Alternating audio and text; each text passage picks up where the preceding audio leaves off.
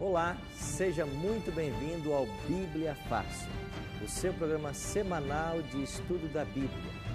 Nós estamos aqui nos estúdios da Novo Tempo, na cidade de Jacareí, em São Paulo, junto com um grupo de amigos que vieram de vários estados brasileiros para esta que é a última temporada do livro de Apocalipse. E nas próximas semanas nós informaremos vocês a respeito da nova temática que o programa vai adotar. E nós vamos continuar o estudo da Bíblia, que é a nossa proposta principal. Eu quero agradecer a sua audiência, você que está sintonizado no programa, que tem nos assistido a cada semana.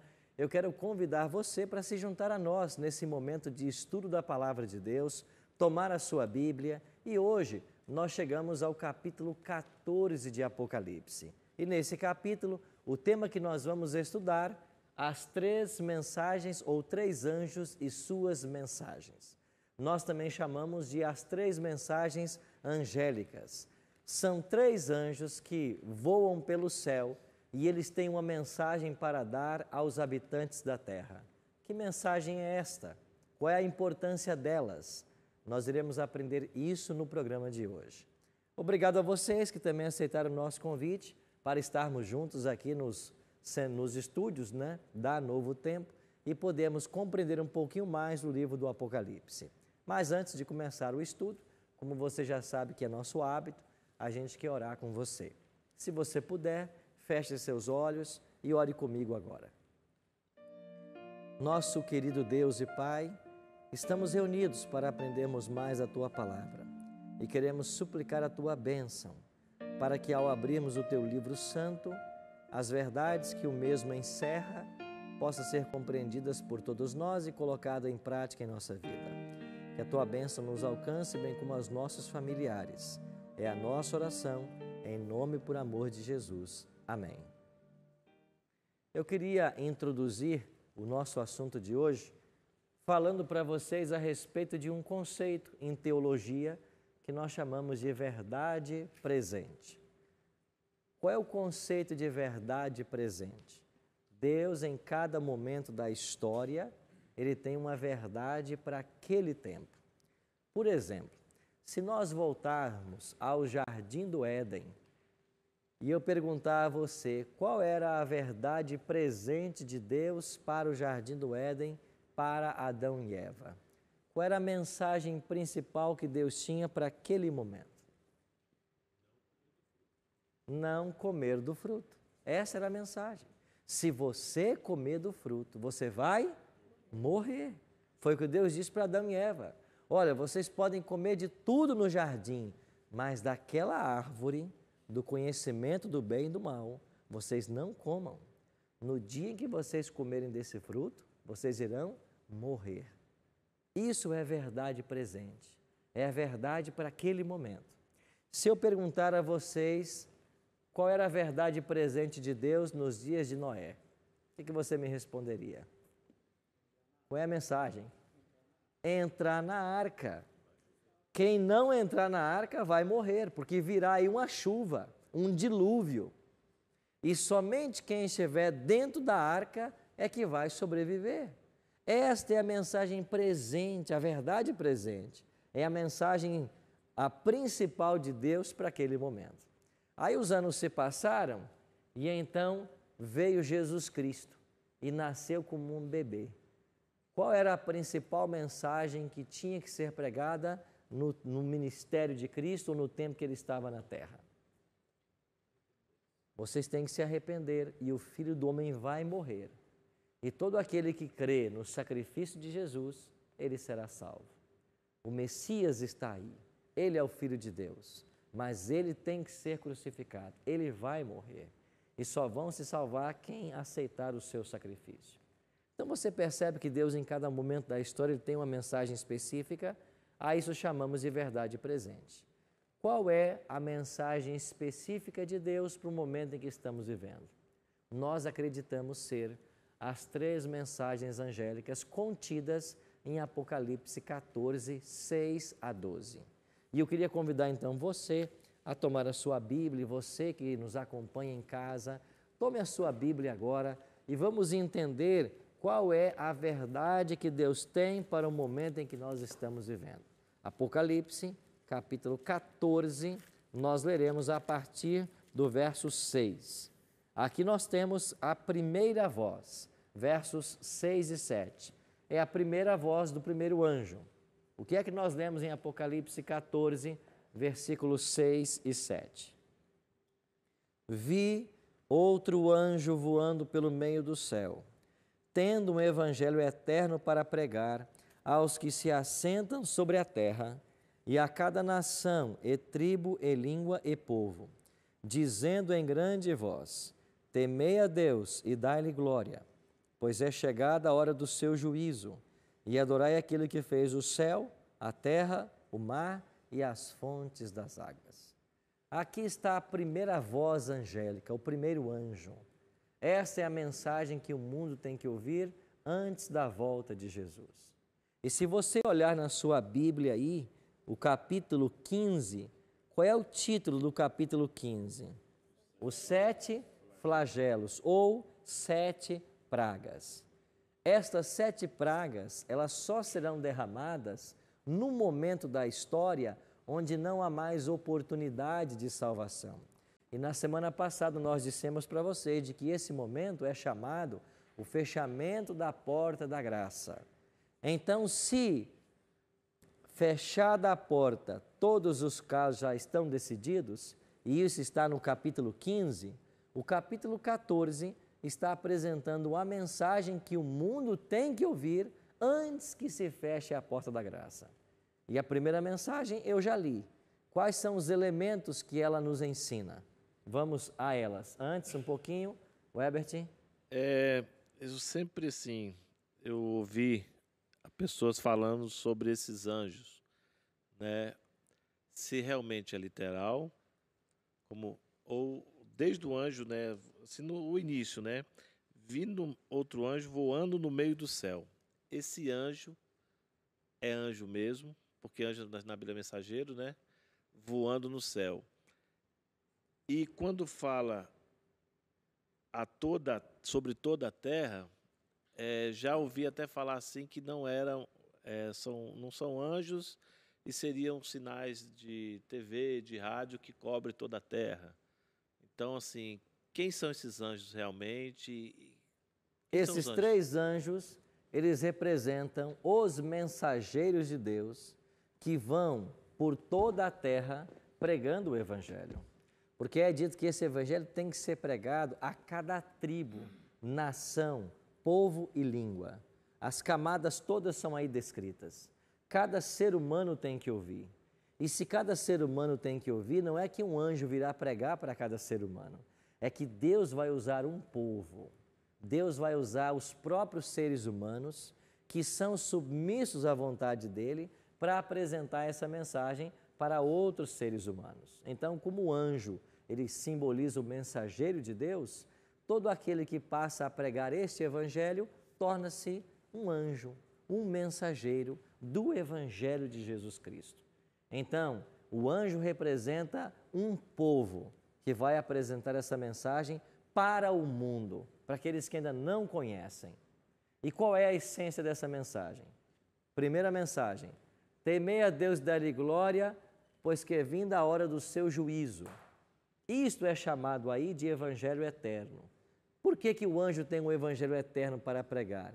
Porque Deus não tem 2 formas de salvar o ser humano. Deus salva o ser humano apenas de uma forma, através do sangue de Cristo. A única diferença que nós temos na história é que antes de Cristo, as pessoas eram salvas por crerem num sacrifício vindouro. Ele não havia vindo ainda, mas era salvo quem cria através da morte de um animal que o Messias viria. Depois que Cristo veio, que é o nosso caso, nós somos salvos por crer num Cristo que veio e morreu na cruz em nosso lugar. Então Deus salva só de uma maneira, é através de Jesus. Por isso é evangelho eterno. Agora, esse evangelho eterno ensina o quê? Primeiro ensinamento: temer a Deus e dar-lhe glória, pois vinda é a hora do seu juízo. Este é o primeiro elemento que o anjo apresenta aqui. O juízo chegou. Vinda é a hora. Algumas versões dizem assim: chegada é a hora do seu juízo. O juízo chegou. Este é o primeiro anúncio que Deus quer para os habitantes da terra nesse momento. Agora, para entendermos o juízo de Deus, nós temos que nos lembrar do que estudamos a respeito do santuário. Estão lembrados que lá no santuário todos os dias havia oferta pelo pecado e uma vez por ano havia o dia da expiação, que era um dia de juízo para o povo de Deus? Então, o dia da expiação em Israel, que era o 10º dia do 7º mês, ele simbolizava a chegada do juízo para os habitantes da terra. E lembra que nós estudamos aqui com vocês a profecia das 2.300 tardes e manhãs, de Daniel 8:14, e nós explicamos que esse período profético se estendeu de 457 até 1844, e que em 1844 os mileritas esperavam que Jesus voltasse à terra, mas Jesus não voltou, e depois eles compreenderam de que de fato não era a volta de Jesus, mas Jesus agora passava do santo para o santíssimo no céu, iniciando a obra de juízo. Então, qual é a primeira mensagem que nós temos que apresentar ao mundo, preparando para a volta de Jesus? O juízo já começou. Quando?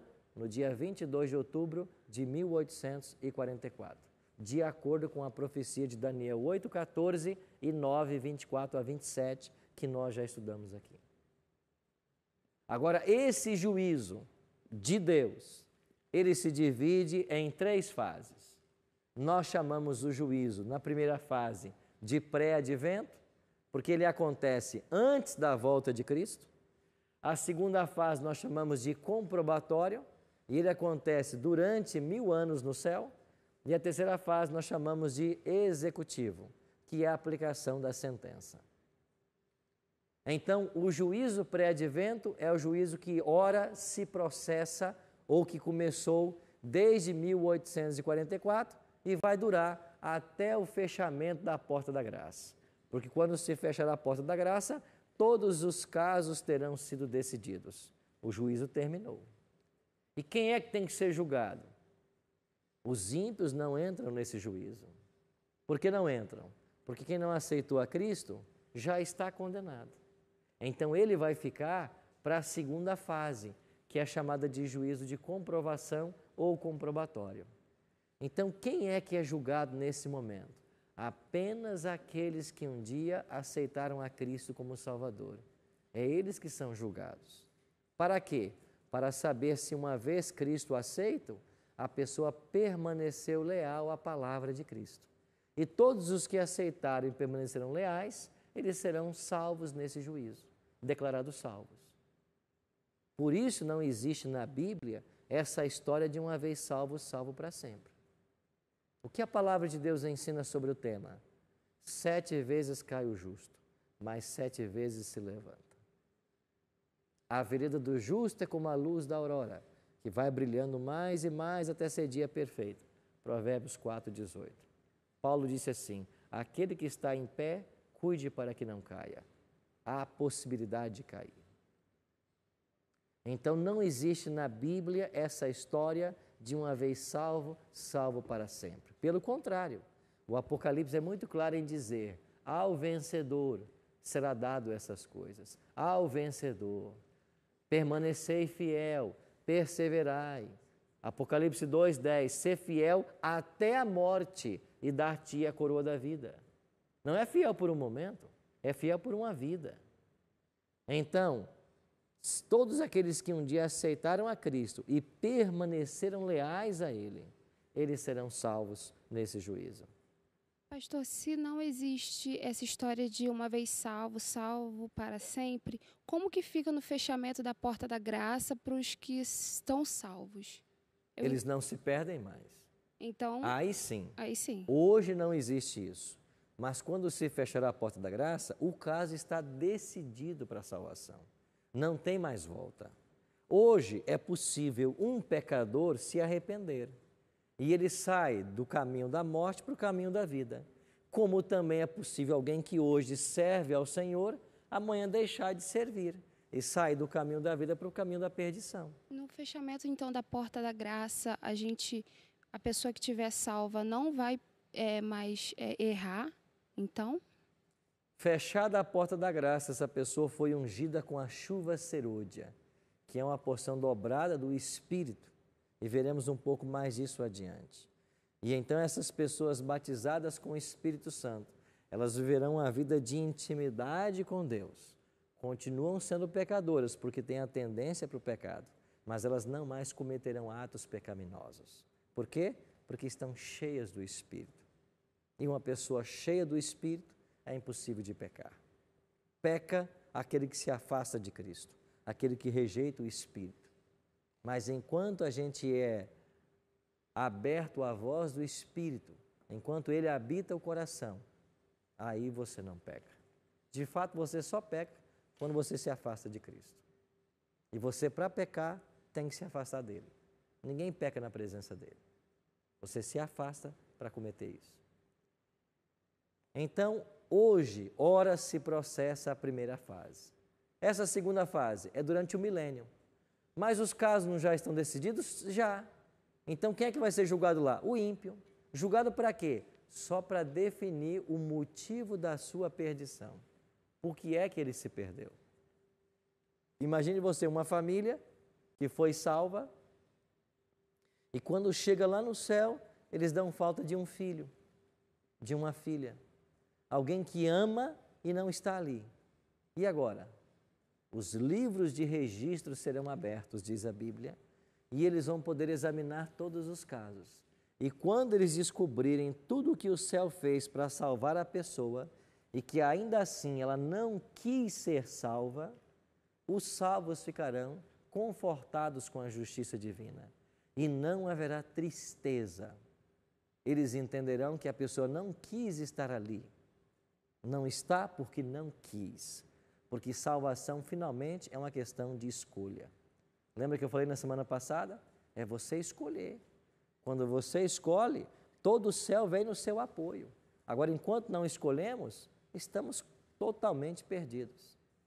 Carolina? Quanto a esse julgamento, eu li na Bíblia uma vez que nós também julgaríamos os anjos. É nesse momento. Isso é dessa forma mesmo? É o que Paulo fala em Coríntios. Não sabeis que havemos de julgar os homens e os anjos? Que anjos serão julgados aqui? Os anjos de Satanás. Eles serão julgados aqui também. Apenas para saber confirmar o motivo de sua perdição. E quando terminar esse milênio, que nós vamos voltar a esse tema ainda no capítulo 20 de Apocalipse, lá que trataremos desse tema com detalhes, você chega à terceira fase do juízo. Qual é ela? É o juízo executivo. E o que é essa fase? É a execução da sentença. É dar a vida eterna para os salvos e a destruição no fogo pelos ímpios. Então, a sentença aplicada aos ímpios será a destruição no fogo. Mas em Apocalipse 20, nós vamos entrar em mais detalhes sobre esse assunto. Só voltando ao que o pastor falou, sobre chegar no céu e julgar. Na Bíblia também, acho que na Bíblia também fala que nós não teremos lembranças de coisas passadas. O profeta Isaías é quem fala disso, né? Exato. Nesse caso, nesse período que nós julgaremos, nós vamos lembrar de alguma coisa, como um exemplo que o pastor deu, de um filho. Mas em que momento que a gente não vai lembrar mais? Vai ter um momento que isso A profecia de Isaías é uma profecia clássica e diz que nós não haverá lembrança das coisas passadas. O que não vai nos fazer, o que nós não lembraremos é aquilo que vos trouxe dor ao seu coração. Coisas que, quem sabe, você sofreu, que muito te machucaram. Lembranças assim não existirão mais. Mas é claro que haverá muitas lembranças de quem foi você aqui na terra, quem foi tua esposa, quem era a tua família, as circunstâncias em que você viveu, o seu encontro com Cristo. Nós saberemos de tudo isso, porque nós vamos manter a nossa individualidade e no céu nós vamos nos reconhecer. Então, no céu seremos as mesmas pessoas, agora transformadas, sem pecado, mas todos nos reconheceremos. Jesus falou que quando chegarmos nos céus, Nós vamos sentar à mesa com Abraão, Isaac e Jacó? Ué, para mim sentar à mesa com eles, eu tenho que saber que são eles. Eu tenho que reconhecê-los. Então veja, a primeira mensagem que nós temos que anunciar é: o juízo já começou. Agora eu tenho aqui vários advogados, né, aqui. O juízo começou, mas não existe juízo sem que haja um código pelo qual a pessoa seja julgada. E eu pergunto, se todo habitante da terra precisa ser julgado, qual é o código moral que Deus vai usar para julgar essas pessoas? Hã? A lei de Deus. A lei de Deus. Quem disse isso? Tiago. Lembra que a gente estudou em Tiago 2,10? Qualquer que guarda toda a lei, mas tropeça em um só ponto, será culpado de todos. Tiago 2,10. Tiago 2,11. Falai de tal maneira e assim procedei, como aqueles que hão de ser julgados pela lei da liberdade. Todo ser humano vai ser julgado. Qual é a norma do juízo? Tiago 2,11. É a lei de Deus. Você entende agora por que é que estão tirando o sábado da jogada? Entende por que há um movimento mundial contra o sábado? Porque se eu tiro o sábado da lei de Deus, eu estou mexendo naquilo que vai ser a norma do juízo. Então, se eu ensino para as pessoas que o dia santo é o domingo e não mais o sábado, eu estou tirando delas a condição para o juízo. Aí ela vai chegar no juízo: não, eu não aprendi nada de sábado, me disseram que tinham sido mudado, alguém até falou por aí mesmo, tinha um povo aí pregando, mas disseram para mim que era uma seita, que não devia dar ouvido para eles. E agora? Agora é tarde demais. Você acreditou no que disseram para você ou você foi na palavra? O juiz vai perguntar: você acreditou no que disseram para você? Que é uma seita, que é um movimento herético, que só fala de sábado. Você acreditou ou você foi para a palavra para ver se era verdade ou não? Ah, eu acreditei. Pronto, agora é tarde demais. Pega a sua senha aqui que o fogo aguarda. Você está entendendo como é sério o assunto? Esse é o problema. Agora, nós como adventistas, vamos ficar aqui martelando que você não pode adulterar? Tem alguma igreja por aí ensinando que você pode adulterar? Tem. Não, vamos ensinar então que você não pode matar. Tem alguém por aí ensinando que você pode matar? Não, vamos martelar no ensino que você não pode roubar. Tem igreja por aí ensinando que você pode roubar? Não. Nós vamos martelar em quê? Naquilo que não está sendo ensinado. Nós não só ensinamos sábado. Se você estuda o Bíblia Fácil, por exemplo, assiste, estuda os nossos cursos, nós ensinamos tudo que está na Bíblia. Agora, qual é a verdade presente de Deus? O juízo começou. E qual é a norma do juízo? A lei de Deus. Dentro da lei está o sábado. Agora, se nós não ensinarmos isso para você, quem é que vai ensinar? Na sua igreja vão ensinar? Alguém vai começar a ensinar isso lá? Eu acho que não. Então, amigo, nós estamos aqui para pregar para você o Evangelho eterno, o Evangelho para esse tempo. E a primeira verdade é: o juízo começou. Qual é a norma do juízo? A lei de Deus. Isso tem que ser respeitado. Nós iremos para um breve intervalo e quando voltarmos, vamos conhecer um segundo elemento que o primeiro anjo ainda apresenta. Daqui a pouquinho voltamos.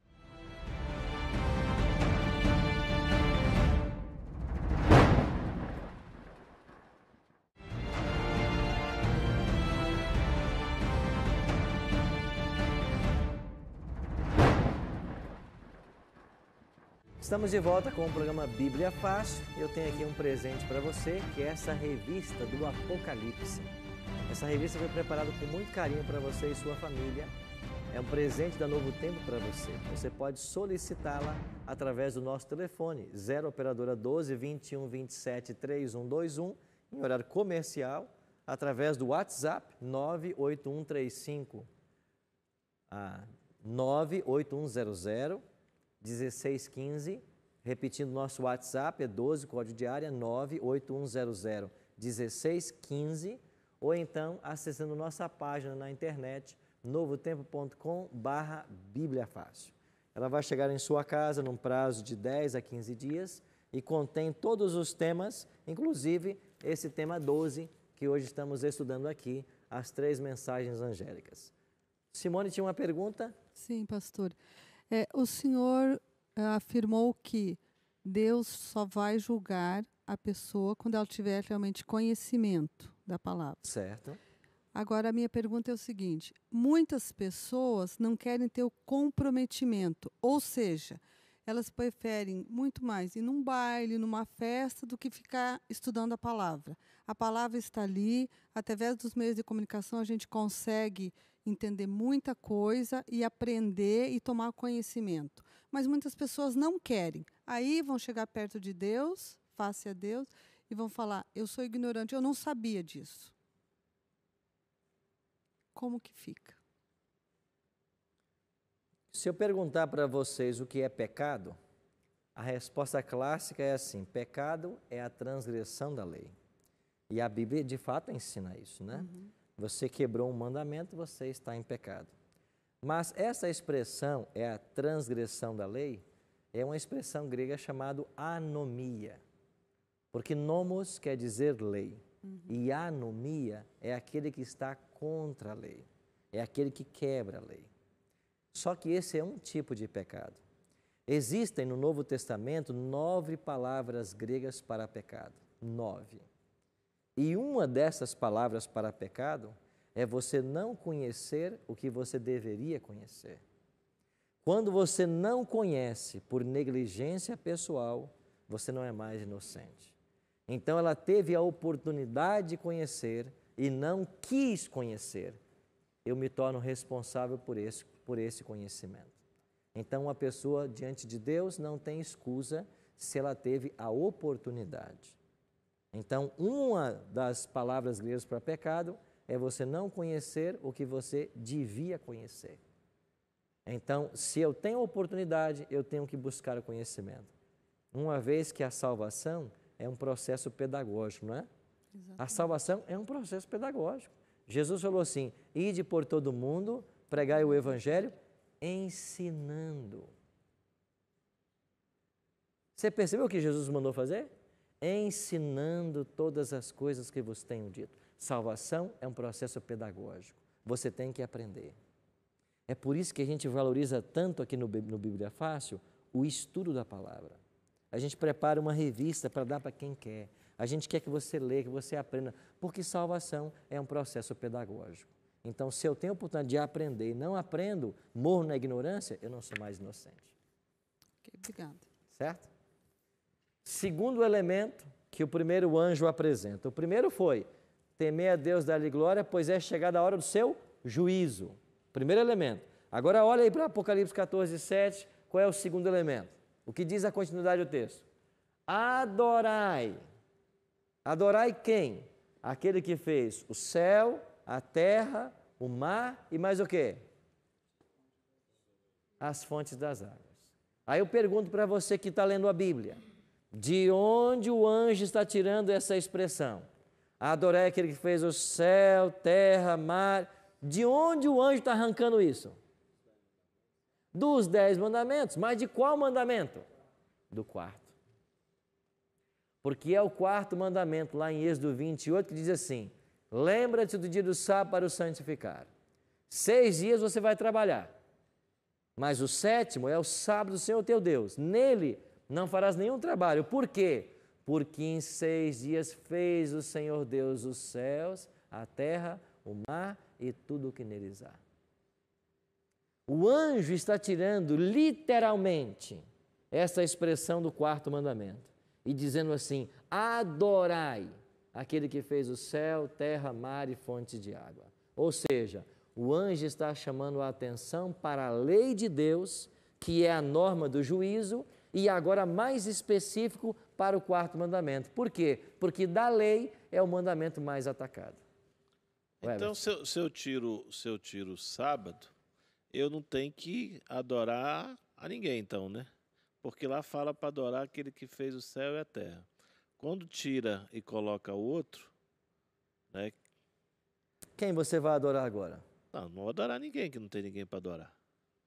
Não Mas tem não é obrigação. Mas não é isso que está acontecendo com esses movimentos evolucionistas? O que é que se ensina hoje nas escolas públicas? Que você evoluiu. Ah, você era um macaco no passado. Você evoluiu. Ora, se você evoluiu de um animal, aonde está a sua dignidade humana? Você acha que a escola evolucionista não tem por trás dela o próprio Satanás? Você acha que não? Você é biólogo. Você aprendeu isso nas universidades. Você acha que por detrás de uma escola evolucionista não está o próprio Satanás, tirando a dignidade humana, dizendo que você veio de uma ameba, ou você é fruto do acaso, um Big Bang aconteceu e os elementos se uniram e aquilo que era unicelular virou pluricelular e aí surgiu a vida. Cadê Deus? Não, não existe Deus. Não existe. Eu adoro a quem? Adoro quem você quiser. Adora você mesmo. Melhor, adora você mesmo. Você que merece ser adorado. Você não vê o diabo por trás disso? Claro que o diabo está aí. Agora você veja onde o diabo põe as suas garras, né? A escola pública hoje ensina que você é fruto da evolução. Cadê a dignidade humana? Cadê a sua semelhança com o Criador? Não existe isso. Aí você tem hoje até igrejas, até líderes religiosos, como o Papa, dizendo que Adão e Eva não foram pessoas reais. Não, não. Gênesis 1 a 11, isso aí é simbólico. Não existiu Adão e Eva. Eles não são pessoas reais. Não são? Então não houve uma queda? Não. Então não há pecado? Não. E o que você faz? Faz o que você quiser da vida. Faz o que você quiser. Você não vê o diabo por trás dessas filosofias? Amigo, eu e você estamos dentro de um grande conflito. Nós estamos envolvidos. E estão ensinando nas escolas toda essa porcaria. Agora vieram com a ideia de que não tem mais menino e menina. Não. Não pode chamar assim. Não pode. Deus não fez assim? Fez, mas não pode mais. A gente muda. A gente faz uma cirurgia e muda. Você percebe onde está a dignidade humana? Carolina. Pastor, depois da explicação que você deu a Simone sobre as pessoas que têm a oportunidade de conhecer, mas negligenciam, Deus fala alguma coisa sobre a quantidade de salvos? Porque a sensação que eu tenho é que na nossa geração, a maioria das pessoas está perdida. De salvos, não. A quantidade não se fala. Mas o Apocalipse diz assim, que vi com o Cordeiro uma grande multidão, que ninguém podia numerar. Então, haverá uma multidão de salvos, Apocalipse 14. Mas quando você vai para Apocalipse 20, lá diz que os ímpios, os perdidos, são como a areia do mar. Então, é lógico supor que nós teremos muito mais perdidos do que salvos. Até porque Jesus falou, estreita é a porta do céu e são poucos os que acertam. Largo e espaçoso é o caminho que conduz à perdição e são muitos os que entram por ele. Por que é tão fácil o caminho da perdição? Porque basta você ignorar que existe um Deus e dar vazão a tudo que for humano e natural em você. Agora, se você quer ser uma pessoa espiritual, acredita na existência de Deus e quer viver os princípios do Evangelho, aí você tem que se negar a si mesmo, amigo. Como Paulo disse, como Jesus disse. Paulo disse, não vivo eu, mas Cristo vive em mim. Jesus quer me seguir, negue-se a si mesmo. Agora, quem é que gosta de se negar? Não é fácil se negar. A gente quer fazer a nossa vontade, né? A gente quer fazer a nossa vontade. Agora, negar-se a si mesmo não é fácil. Então, o primeiro anjo chamou a atenção para duas doutrinas. O juízo começou e nós devemos adorar o Criador no dia que Ele criou para ser adorado. Ah, pastor, eu vou adorar a Deus no domingo. Pode. Eu vou adorar a Deus na segunda. Pode. Os muçulmanos vão na sexta fazer suas atividades religiosas. Ah, eu vou adorar na quarta. Pode. Você pode adorar em qualquer dia, desde que você adore também no sábado. Ah, não, eu vou adorar no domingo, no sábado eu não vou. Aí já é problema. Porque você já está seguindo a sua cabeça, não a Bíblia. Então, ou você segue o que a palavra ensina, ou você rasga esse livro e joga fora. E passa a viver como você quer. É o que muitas igrejas estão fazendo. Estão dizendo que esse livro não tem mais valor. E o que tem valor? A revelação do pastor. O Espírito vai vir e ele vai revelar. Aí o que o pastor revelar, agora é a verdade para a igreja. E a palavra? Deixa a palavra quieta. Isso está acontecendo na sua igreja? Lá é assim? A autoridade máxima é o pastor? É a revelação dele? O que ele fica inventando lá? Sai correndo dessa igreja. Sai correndo, amigo. Você pode perder a sua vida eterna por causa de alguém que está se afastando da palavra e agora quer ser norma para a igreja. Segundo anjo, verso 8. Seguiu-se a este, o segundo anjo, dizendo: caiu, o quê? A grande Babilônia, que tem dado a beber a todas as nações do vinho da fúria da sua prostituição. O segundo anjo diz assim: é caída a Babilônia. Ora, Babilônia não foi uma cidade lá do passado? Mas Babilônia não caiu lá em 539 por mando de Ciro? Lá não caiu Babilônia? Ciro não a derrotou? Sim. Então, de que Babilônia João está falando? Ele não está falando da cidade Babilônia. Ele está falando de uma Babilônia mística ou espiritual. E o que é Babilônia no Apocalipse? É simplesmente a confusão religiosa que se assentou em nossos dias. Quando líderes religiosos passam a ser consciência para as suas igrejas. Quando o líder religioso passa a ser a norma da igreja. Quando o que ele fala passa a ser a verdade e não mais a palavra, a Bíblia Sagrada. Aí quando o líder religioso vira a norma da igreja, eles vão começar a ensinar você a dar o trízimo. O que é trízimo? Você tem que dar 30%. Vão ensinar para você que a toalhinha que eu uso tem poder de curar. Você tem que comprá-la. Vão te ensinar que aqui você compra uma caneta por R$100. Mas todo o contrato que você assinar agora vai ser abençoado. Porque a minha bênção vai estar na caneta. Ah, não, tem um óleo santo agora. Ah, não, agora tem aqui uns objetos que a gente levou para o monte, orou e abençoou. Ah, para com isso. Você vai ser um cristão com base na cabeça do seu pastor ou você quer ser um cristão bíblico? Então tem que voltar para a Bíblia, meu irmão. Na sua igreja tem isso? Ficam vendendo lá objetos com poder espiritual, que cura, que faz isso, que traz sucesso. Para com isso, estão te enganando. Você está gastando seu dinheiro à toa. Então a segunda mensagem é: caiu Babilônia. Ou seja, nós temos que denunciar essa confusão religiosa.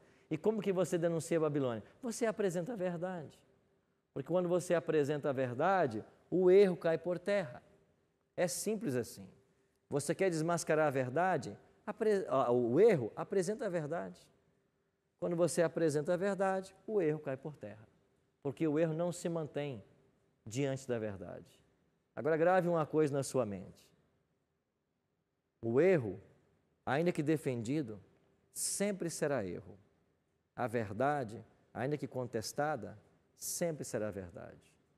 E o tempo não transforma o erro em verdade. Cacai? Nós temos que ser cristãos bíblicos. Bíblicos. E não cristãos pastores.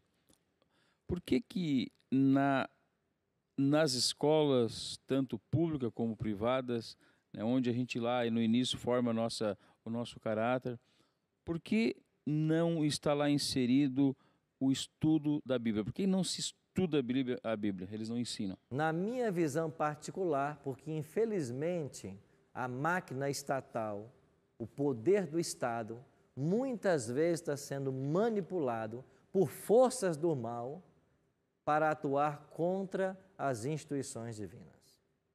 Porque se você tira da escola o ensino de que Deus é o Criador e ensina que você evoluiu, você tira a dignidade humana e tira a existência de um ser superior que merece a sua adoração, porque criou você e porque morreu na cruz por você. Então isso faz parte de um estratagema satânico, de tirar a palavra de Deus das pessoas, de mantê-las na ignorância. É por isso que nós temos que nos voltar cada vez mais para esse livro. Webertin. O que é esse vinho da fúria de sua prostituição? Vinho é usado aqui. Se você for para o capítulo 17, o vinho da prostituta, ela embebeda os habitantes da terra com o vinho dela. O vinho tira a noção das pessoas. O vinho no Apocalipse é uma alusão a falsas doutrinas. Ela ludibria as multidões com seus falsos ensinos. E quando você olha para o Brasil, que é um país cristão, quanta pessoa ludibriada com falsos ensinos, que não estão na palavra de Deus, estão seguindo tradições que as pessoas inventam, estão dando valor àquelas coisas como se Deus tivesse as pedido, quando não tem nada disso. Deixa eu falar para você com todo o carinho que você merece, com todo o respeito. Existe alguma coisa na sua prática religiosa que não está na Bíblia? Será que você está fazendo alguma coisa, participando de alguma atividade, de algum tipo de serviço, que não tem nada disso na Bíblia? Se não está na Bíblia, isso não tem valor religioso. Você devia voltar para a Bíblia e se perguntar, qual é o valor disso diante de Deus? E você vai perceber que muitas coisas que hoje estão sendo feitas em nome de Deus, nunca foram pedidas por Ele. E as pessoas estão amarradas nessas coisas. E, infelizmente, a verdade da palavra de Deus não está sendo aprendida. E olha, são pessoas sinceras. Quanta gente sincera eu vejo por aí, fazendo coisas que a palavra não pede. Eu vou dar um exemplo para você de algumas coisas. Quanta gente sincera, filhos e filhas de Deus, estão por aí fazendo procissões, caminhando quilômetros, fazendo um sacrifício, porque ensinaram que ele tem que fazer isso. Deus não te pede penitência. Deus não te pede para você fazer sacrifícios assim. Outras pessoas estão ensinando que você tem que se envolver num tipo de atividade que é sair segurando uma corda. Essa corda vai viajar de um ponto A para um ponto B. E todo mundo que está ali está sendo abençoado. O tocar nessa corda tem um poder espiritual. Eu estou numa atividade religiosa. Amigo, aonde está isso na Bíblia? Por mais sincero que você seja, nós temos que voltar para esse livro. Eu pergunto, as suas práticas espirituais são pautadas na Bíblia? Nós temos que voltar para a verdade. Denunciar a queda de Babilônia é pregar a verdade e mostrar que essas coisas não têm valor. E eu queria terminar falando de um último anjo.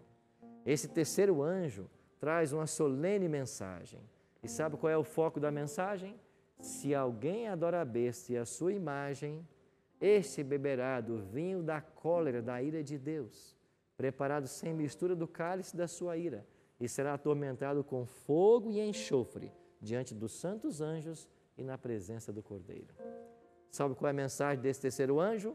Haverá apenas 2 selos, 2 seres desejando ser adorados. E aqueles que adorarem a besta, está advertindo o terceiro anjo, vai ser destruído. Você entende por que esse é o último apelo de Deus à humanidade? É o último apelo. Não adore a besta. Por que a besta não deve ser adorada? Porque ela se coloca no lugar de Deus. Ela tem a aparência de cordeiro. Ela professa uma religiosidade que não tem. E o fundamento é a mentira.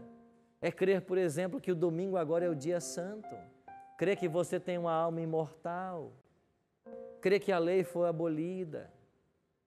Então o movimento ecumênico ele é profético. As igrejas vão se unir. Mas infelizmente elas vão se unir basicamente em cima de 2 pilares. Crendo que o domingo é o dia santo e crendo que a alma é imortal. 2 ensinos que não são bíblicos. Por isso eu e você temos uma promessa aqui em João, capítulo 8.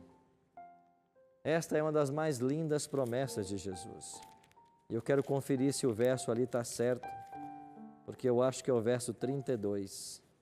João capítulo 8, verso 32. Esse aqui está errado, não é 36, é 32. João capítulo 8, verso 32.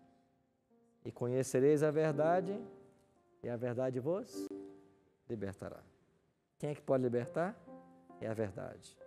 O que disse Jesus em João 14, eu sou o caminho, a verdade. Eu sou a verdade. A verdade da palavra te liberta e Cristo te liberta, porque Ele é a encarnação da palavra. Ele é a verdade. Então, se você quer ser liberto por Cristo, só existe um caminho. Você tem que abrir o seu coração e você tem que se entregar. Quando você faz isso, a liberdade chega na sua vida. Por isso, querido, se você deseja hoje se colocar nas mãos desse Deus, se você quer viver as verdades que você está aprendendo desse livro, eu quero convidar você a fazer uma entrega mais uma vez, enquanto ouvirmos essa canção.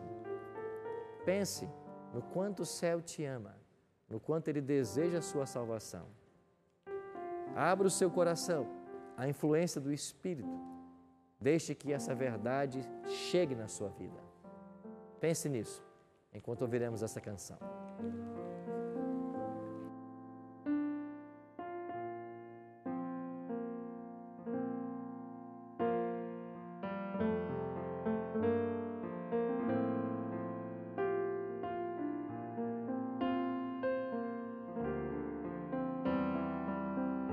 Nos combates tenho sido vencedor, mas ao vencer eu também posso me ferir. Falam por aí que a minha força é demais, sem ver que no meu peito eu escondo meu pesar. Saibam, pois, que ao cair eu oro ao meu Deus. Saibam quem é que me levanta se estou só. Espada em punho, estou a chorar, pois dentro da armadura só um menino há.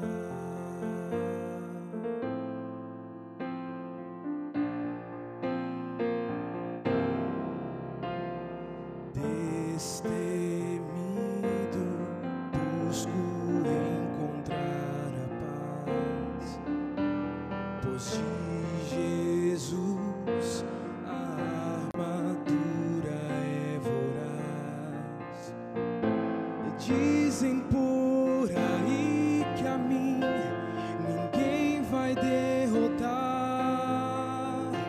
sem ver meus inimigos que me tentam sem parar. Saibam, pois, que ao cair eu oro ao meu Deus. Saibam quem é que me levanta se estou só. Espada em punho, estou a chorar, pois dentro da armadura só um menino há. Saibam, pois, que ao cair eu oro ao meu Deus. Saibam quem é que me levanta se estou só. Espada em punho, estou a chorar, pois dentro da armadura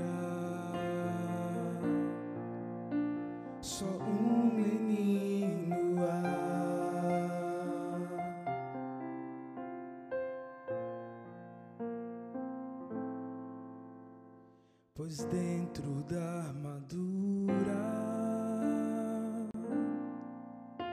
só um menino há.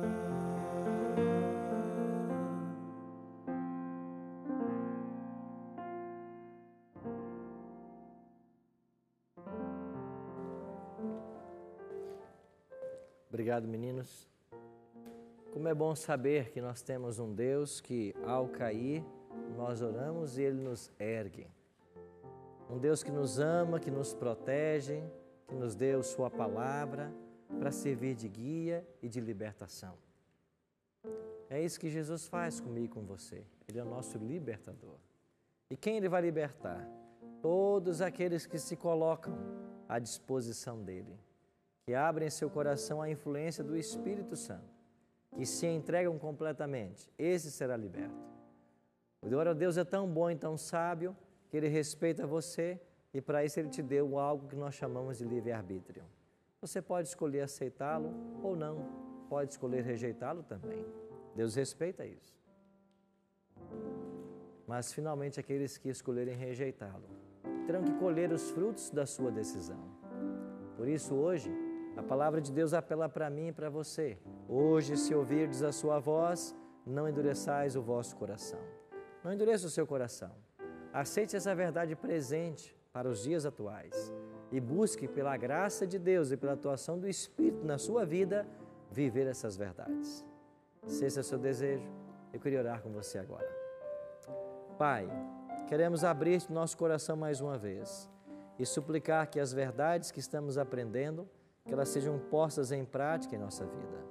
Ajuda-nos em nosso caminhar, em nossa vida cristã, para que a Tua verdade nos liberte de todas as tradições, de todos os dogmas e costumes que não estão ensinados em Tua palavra. Que o nosso cristianismo seja racional, que nós encontremos fundamento em todas as coisas na Tua palavra, para que não sejamos enganados pelo vinho de Babilônia. Cuida de todos nós, que a Tua bênção nos alcance sempre. É a nossa oração, em nome de Jesus. Amém. Obrigado, amigo, pela sua presença no Bíblia Fácil de hoje. Na semana que vem a gente se encontra para um outro tema da Palavra de Deus. Até lá. Eu gostei muito da abordagem que o pastor Arilton usou, porque o Apocalipse, se eu fosse para eu estudar sozinho, confesso que não iria conseguir, né? E a linguagem, porque a linguagem ela é importante. Eu, como um biólogo, se eu chegar para você e explicar de forma técnica a respeito de fotossíntese, de morfologia, fisiologia das folhas e de plantas, você não é da área da biologia. Então eu preciso usar uma linguagem mais simples para poder te explicar. E o que ele fez no programa foi exatamente isso. Ele utilizou de formas e de linguagens mais simples para poder atingir a todos que estavam ali. A visão do Apocalipse, aprendido anteriormente na minha igreja, foi totalmente futurista. O Apocalipse inteiro no futuro. Então, a gente acreditava que iria demorar um pouco, que ainda iria acontecer as coisas preditas no Apocalipse. Sendo que depois de estudar, eu percebi que muita coisa já aconteceu. Então a gente está mais perto ainda do fim. Algo que uma das coisas que me chamaram mais atenção foi contextualizar a simbologia de Apocalipse com os dias atuais, com a nossa história atual.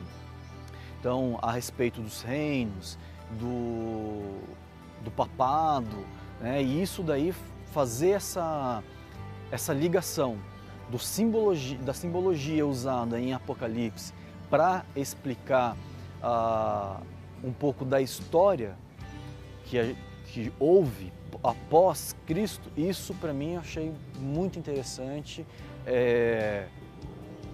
e caiu como se fosse uma luva, fez muito sentido. Então isso para mim me chamou bastante atenção.